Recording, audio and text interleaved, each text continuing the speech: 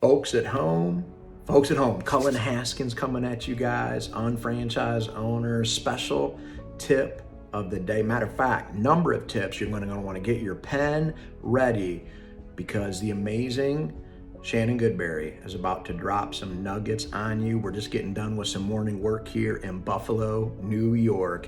And she was sharing with me some follow-up and follow-through and communication that she's been having. And I want her to share with you guys exactly what she is doing because I'm like, these are gems. So take some notes, folks. So Shannon Goodberry, if people don't know who you are and they're new to the business, you're obviously a director, very successful with the company. You've been with the company like 24 years. 24 years. And you were a waitress. So just give people a quick background of how you took off with the business, because this is obviously something you've learned over 24 years, but having the confidence, having the posture in order to do this. But a little background on how you got started that might help them too. Okay. Started when I was working 2 jobs. I was a waitress at a family-owned Italian restaurant, and I also worked as a sales associate at a very popular store at the time, Express, in the mall. So I was working 2 jobs, saw a decade of my life flash before me, and I thought, this is not gonna help me. I'm a hard worker, clearly, but it's not gonna get me what I want in my life. I want to be with my kids.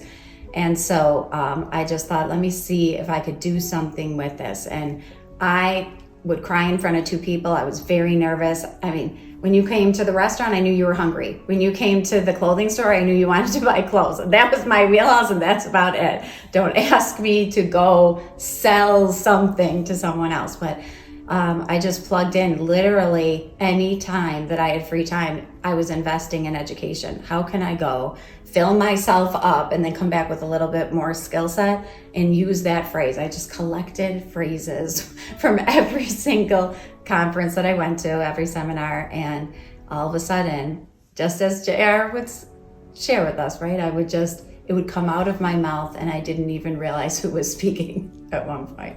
So it's been a beautiful experience that for the last few decades, I've been able to decide where I want to be with my children, and that's the definition of success to me. JR has imprinted in me over these 24 years with the company the value of time, the father time that he would walk by.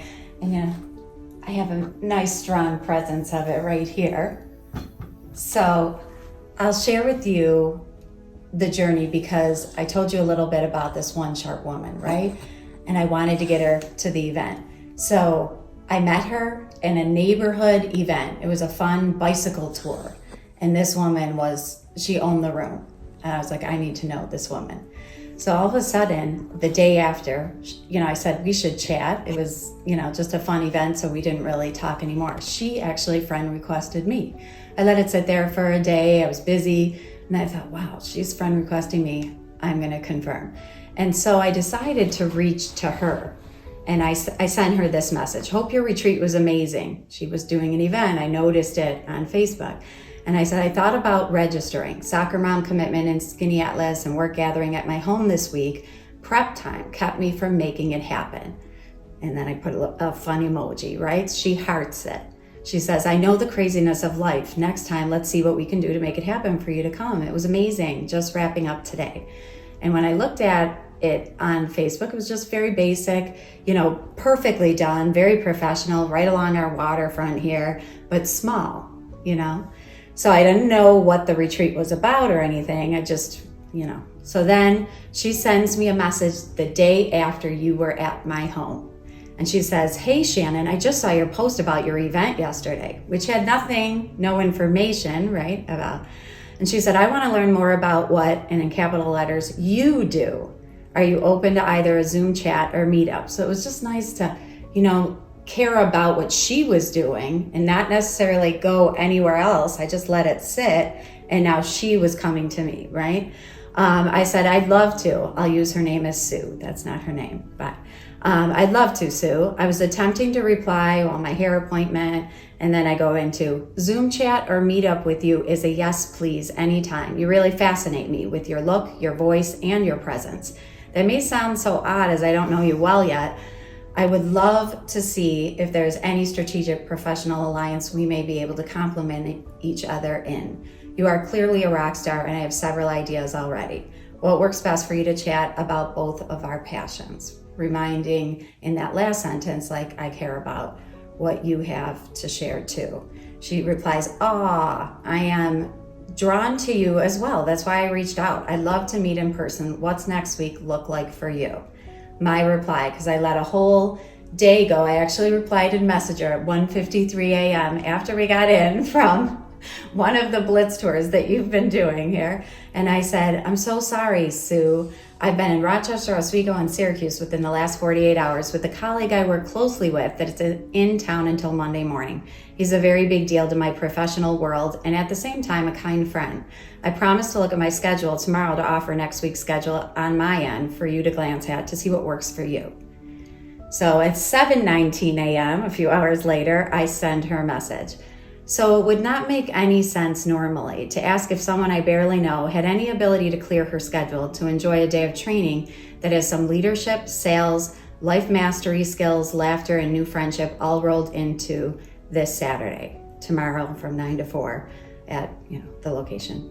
I said, you are not normal. That's why I'm asking. LOL. Hope you take that as a compliment. I could not miss this chance to connect two clear powerhouses if I could.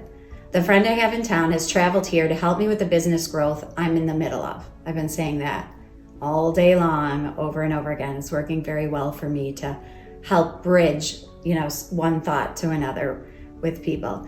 He has personally spent over $100,000 to learn from the best in leadership and sales around the globe, and he will be sharing how-tos within the world of entrepreneurship. We work with a global product broker, and I'd love to offer you lunch on the day of learning for free as a guest of mine if you find you could join me. So I threw in global product broker because we've had no discussion about what I do, and I needed to anchor that a little bit, right? So great. To feel how this man engages an audience is experiential learning at its finest. I was trying to describe, right, like what she's going to feel when she's there. Let me know if that's of any interest, Sue.